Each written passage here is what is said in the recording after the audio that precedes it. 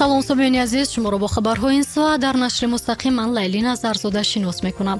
шумо метавонед моро ҳамзамон тариқи видеоӣ дар платформаҳои хабарии агентӣ низ дида бошед.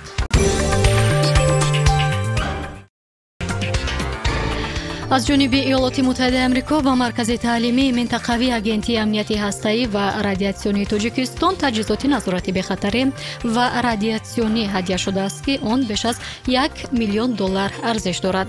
ин таҷҳизот як дастгоҳи муосири сайёри ташхиси радиатсия, системаҳои сайёр, таҷҳизоти назоратӣ ва маҷмӯаҳои санҷиши васоити нақлиётро дар бар мегирад. ба гузориши сомонаи сафорати амрико дар душанбе, ин кӯмак ба нерӯҳои амниятӣ дар мубориза бо қучоқи маҳмудии ҳастаӣ ва радиоактивӣ кӯмак хоҳад кард. кумитаи давлатии сармоягузорӣ ва идораи амволи давлатӣ низоми махсуси мобилии соҳибкорро роҳандозӣ намуд. ба воситаи ин низом корбарон ба ҳама асноди меъёриву ҳуқуқи тиҷорату сармоягузорӣ, пойгоҳи ҳуқуқи имтиёзҳо дар ҷумҳурӣ, нақшаи баргузории санҷиш аз ҷониби мақомоти дахлдор ва дигар масоили марбут ба ин соҳа дастрасӣ пайдо карда метавонанд. ба корбарон маълумотномаи дастрас аст, ки аз кодексҳои андозу гумрук ва дигар қонунҳои марбут ба фаъолияти соҳибкорӣ маълумоти муфассалро дар бар гирифтааст. додгоҳи вилояти бодқанди қирғизистон ҳукми абадӣ ду шаҳрванди тоҷикистонро бекор ва онҳоро ба 15 соли зиндон маҳкум кард. мурофиаи Абдурозиқ Абдуқаҳоров ва Аскар Юнусов ду шаҳрванди маҳкумшудаи кишвари мо дар пайи шикояти такрории пайвандони онҳо баргузор шудааст. онҳо бо ҷурми ҷиноят бар зидди сулҳ ва ғоратгарии кодекси ҷиноятии қирғизистон гунаҳкор дониста шуданд.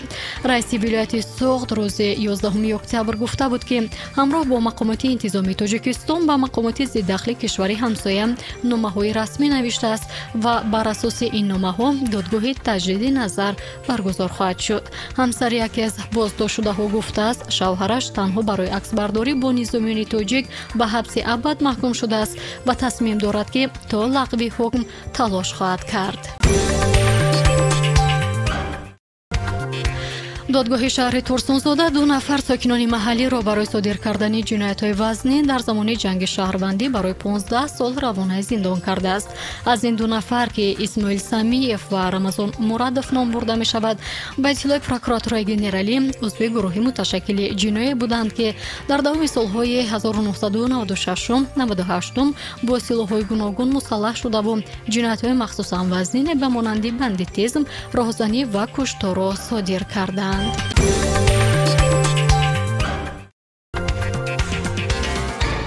вазорати мудофиа мегӯяд, нақшаи даъвати тирамоҳӣ ба артиш пурра иҷро шудааст, аммо ҷалби ҷавонон ба комиссариятҳои ҳарбӣ давоми сол идома хоҳад ёфт. чунин тасмим дар пайи тағйирот ба қонуни даъват ба артиш рӯйдаст гирифта шудааст. Фаридун Маҳмадализода, сухангӯи вазорат, иброз доштааст, ки бар асоси тарҳи нави қонун дар бораи ӯҳдадориҳои ҳарбӣ ва хизмати ҳарбӣ, ҷавонони синни даъватӣ новобаста аз он ки донишҷӯянд ё аз хориҷа бармегарданд, давоми сол барои пурра кардани ҳуҷҷатҳояшон ба комиссариятҳои ҳарбӣ даъват карда мешаванд. бонки Эсхата ва бонки Аврупоӣ таҷдиду рушд ба ширкати Агро барои васеъ намудани майдони гармхонаҳо $2 миллион қарз ҷудо мекунад. маблағи пешниҳодшуда ба 3 транш тақсим карда мешавад.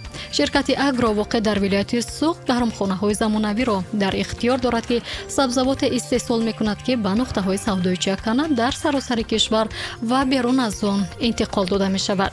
лоиҳаи мазкур аз ҷониби барномаи Иттиҳодияи Аврупо оид ба рақобатпазир намудани маҳсулоти кишоварзии Тоҷикистон дастгирӣ карда мешавад.